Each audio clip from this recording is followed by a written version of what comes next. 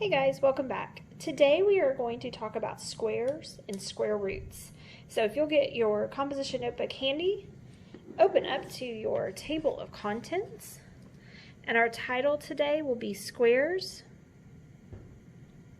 and Square Roots. And this is going to be on page number 4. Remember that you'll add the date for whatever date this is that you're taking your notes.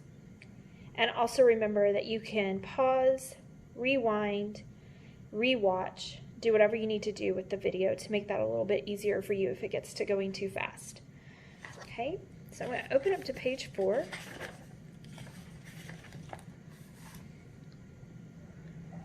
Rewrite your title, Squares and Square Roots.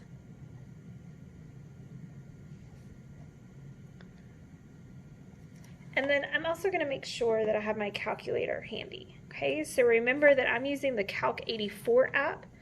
So if you want to use that, remember it's the one that looks like this, the little kind of greenish, bluish color with a calc.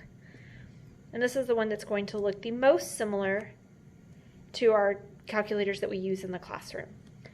So for this, I'm going to show you a couple of buttons that will be really handy for you.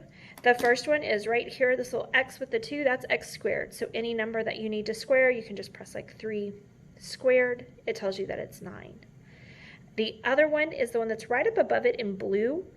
So because it's blue, that means we use the second button, and that's our square root symbol. It's also called a radical. So you would hit second, and then you're going to, oh sorry, I need to enter mine. Wow. Okay, sorry, I meant to hit clear. All right, so if you hit second and your X squared button, you get the radical sign. So maybe 36, and I get 6. Okay, so the button that we're going to be using today is this one right here, where it's the X squared and it has the radical above, so you'll have to use the second to get to the blue. Okay, all right, so let's talk about what squared means. Squared really means that it is a square. So if this side was 4, what do I know about squares when I'm talking about their side lengths? If it's a square, we know that all sides are equal. So if this side is 4, that means that this side is 4. So if we go back to our idea of area, area is base times height. In this case, this would be 4 times 4. Another way that I could say that is 4 squared. 4 times 4 is 4 squared. And 4 squared, if that's one that you know, great. If not, use your calculator. That's what it's there for. You get 16. So 4 squared is 16. So the area of this particular square is 16. And 4 squared is 16. Okay, so that's what we're talking about when we're using the word square. We have some things that we called perfect squares. And we're just going to list a few. There are obviously an infinite number of these, but we're only going to do a couple of them. So 1 squared would be 1.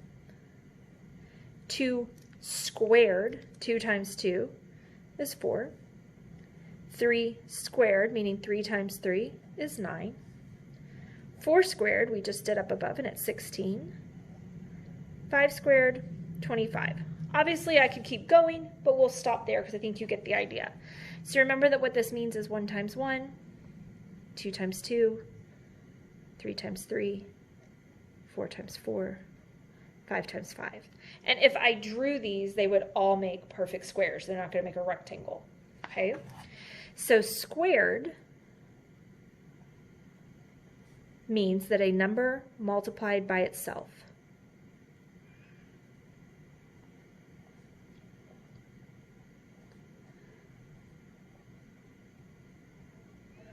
Okay, so that's my quick, easy definition for squared, is a number multiplied by itself. So the next thing that goes along with squares is square roots. Okay, so the next thing that we're going to look at is square roots. And this is one of those when we unpacked, we said this might be a term you weren't as familiar with or might have the symbol that you weren't as familiar with. So our symbol looks like this, and this is called a radical. And that's the symbol we use for a square root. A square root is the opposite of squared. So a square root, quick simple definition, is the opposite of squares. Meaning that when I'm talking about the square root, I actually end up with the value, and when I'm solving it, I'm finding the number, so the 5. So for example, if I had square root of 25, so the way you would say that is square root of 25. So what I have to think to myself is, what number can I multiply by itself to get 25? Well, I go, that's 5 times 5. So the square root of 25 is 5. Now remember, you also have your handy dandy calculator, and you can just hit the second square root, and I can type in 25, and I get 5. This is part of where these come into the perfect squares. So you might have noticed as I started typing, it didn't give me the 5, it started to give me a decimal. So if I did the square root of, let's say, 26, I can't do 5 times 5 and get 26. I don't have a number times itself that equals 26. So the square root of 26 is actually a decimal, and we would round that. Okay? All right, so let's look at one more.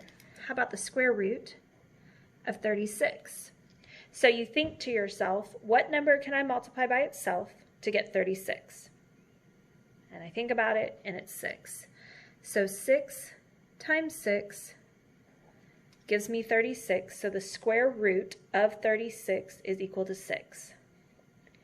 Now, I'm going to give you a little bit of a bonus note here. It's a fairly simple concept, but occasionally you might see a listing where you will see 2 outside of the square root symbol and maybe 36 inside. Well, we now know that 36 is 6. So this just means 2 times the square root of 36, which is 6. So it's 12. Okay, so if that should show up on anything while you're working, you have a little bit of a heads up to what that looks like. All right, you have an activity after this of matching squares and square roots, and then another activity after that. So get to work on your squares and square roots, and remember, if you have any questions, I'm here to help you. See you next time.